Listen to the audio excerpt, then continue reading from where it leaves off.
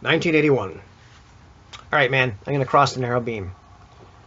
All right, wait. Give me a dex check. Roll under your dexterity on D20, and you succeed.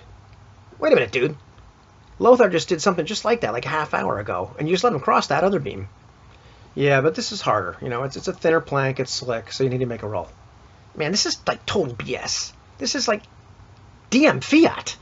I cannot wait until they invent games where this kind of crap can't happen anymore. 2017. All right, dude, I'm going to cross that narrow beam. Well, give me an acrobatics check. Wait a minute, dude. Manfred just did something like that a half hour ago across this other beam. You just let him take the average and cross. Well, that was to move the story forward, to be honest with you. This is like a suitably dramatic moment with like interesting consequences. Oh, okay. No problem, dude.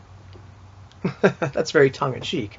But, you know, I use it to kind of illustrate this point of this video. Hey, kids, this is Ivan. How you doing?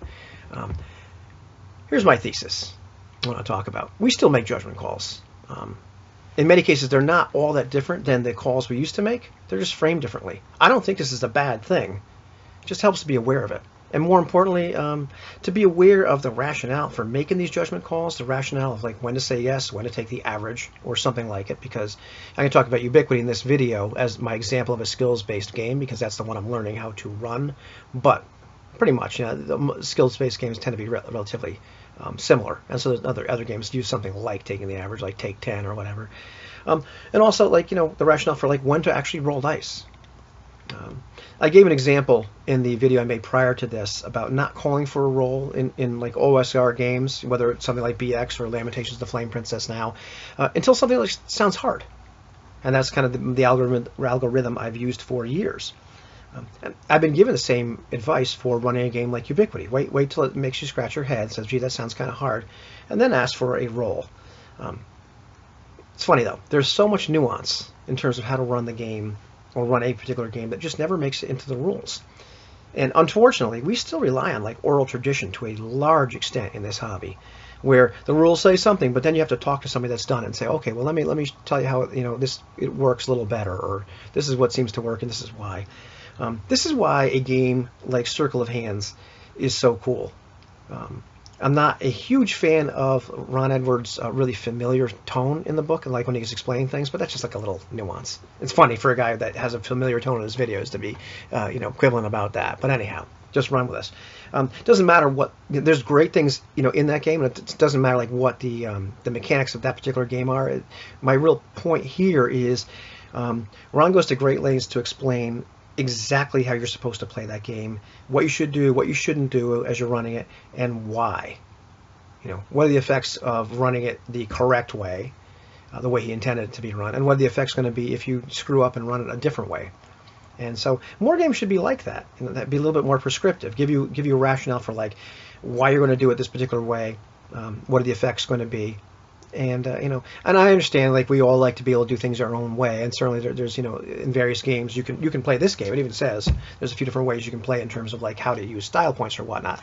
But I think they should go into more detail in a lot of games in terms of how should you play it and why should you play it that way, and what are the effects going to be. Increase the page count, but I think we do rely a lot on oral tradition, and that can be just, to be honest with you, probably as much as we did in 1974. I don't think we've really progressed that much in that one area. Sure, we have the internet and whatnot, but in terms of what actually makes it into the physical product, I don't think we've come far enough yet. But let's look at Ubiquity as a test case here in these skill-based things, and like why am I going to make a roll or not make a roll, and how we're still kind of doing the same thing. Not a bad thing, but just to be aware of it. So a game like Ubiquity, it's a binary die pool system. So each die indicates success or failure. It's pass-fail, 50% of the time. And you use a die pool. And so like tasks that are easy only require one success, no matter how big your pool is. Tasks that are average require 2, tough are 3, hard require 4, very hard require 5, and 6+ are near impossible. Now in both OSR games and Ubiquity, game masters are making this call to ignore a possible chance of failure. In 1981 there really was no rule, when I started playing BX, but Game Master Fiat created a situation that required a roll to pass or fail. When I didn't make that call, I was ignoring a small chance of failure. In that example I talked about before, well, Lothar, could have fallen off this other plank. It just might have been a small chance, but it was a chance. In 2017, rules exist now, Leagues of Adventure. But the Game Master is still deciding when to invoke the mechanic in terms of making a die roll, invoking the mechanic in terms of taking the average, or just simply to say yes and move the story forward without invoking the mechanic at all. In 1981, there was no set rule. But I'm still ignoring this small chance of failure. In 2017, there is a set rule, but the Game Master is still ignoring a small chance of failure when he says, oh, take the average, or doesn't say anything at all and just kind of moves the story forward. But how small? Well, let's take a look at this. Really depends on your skill level. So I'm going to go with this easy task and say it requires 1 success. Well, if you've got no dice, if you're unskilled, and you have an attribute of 2, which is average for a human being, and okay, now you take a -2 die hit to your die pool. So now you have no dice. You have 100% chance of failing, without some kind of modifiers. If you have 1 die, which is admittedly a small pool, well, you have a 50% chance of failure. 2 dice, well, you've got a 25% chance of still failing. 3 dice, 12.5. 4 dice, 6.25. 5 dice, 3.12, 6 dice, 1.56. So by the time you have 6 dice, really small chance of failure. However, you're the guy with 2 dice, you still have a 1 in 4 chance of failing that really easy task. Even 3 dice, 12.5, and not insignificant. So here's part of the deal: is like ignoring a call for an easy task is a lot different for the guy with 2 dice than it is for the guy with 6 dice.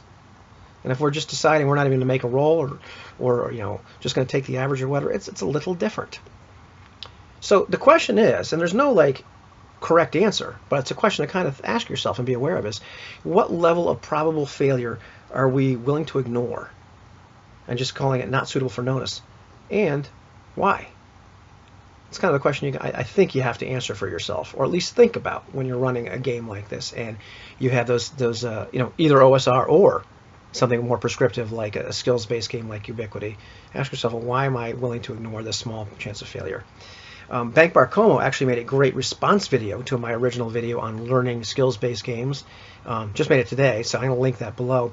But he kind of took a devil's advocate position, for lack of a better word, and kind of provided a rationale for rolling as much as possible, which is the exact opposite of the advice I've been given, and even like Ubiquity kind of mentions.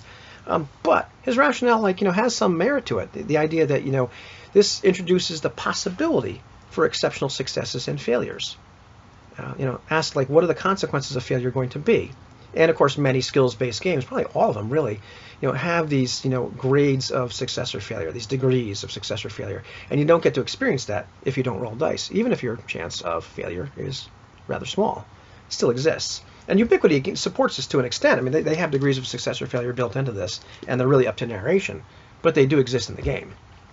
Likewise, Ubiquity and most games offer modifiers which can seriously impede the success rate of somebody that's highly skilled, or presumably make a person that's pretty much unskilled, maybe they have a 0 die pool, give them some dice, give them some sort of chance. And these are pretty much the standard type stuff you'd think of, like time, like how much time do you have to do this?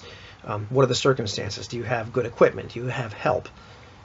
Even in something like Ubiquity, using style points, which are, unlike other in-game commodities, these represent your character really pushing themselves, above and beyond their normal range of ability. So why couldn't that work a little bit for the guy that's relatively unskilled?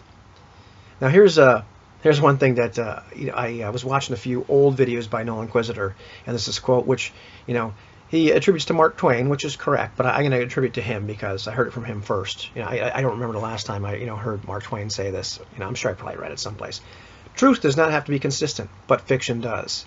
This is very true. If you're around role-playing games for a while, or around discussions of role-playing games, people like consistency in their fiction. Why is your game operating like this? And we like to argue about it quite a bit. The polemics are there, but we do like some kind of consistency. So I think it's important to kind of at least examine your rationale for why you're going to run the game the way you do.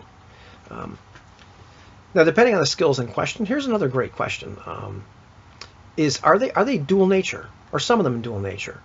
Are there things that you learn by happenstance, but there's other things that you learn because you're trained in them? And sometimes can that be the same skill? And I'll give you an example. Stealth. The OSR has this rationale floating around it.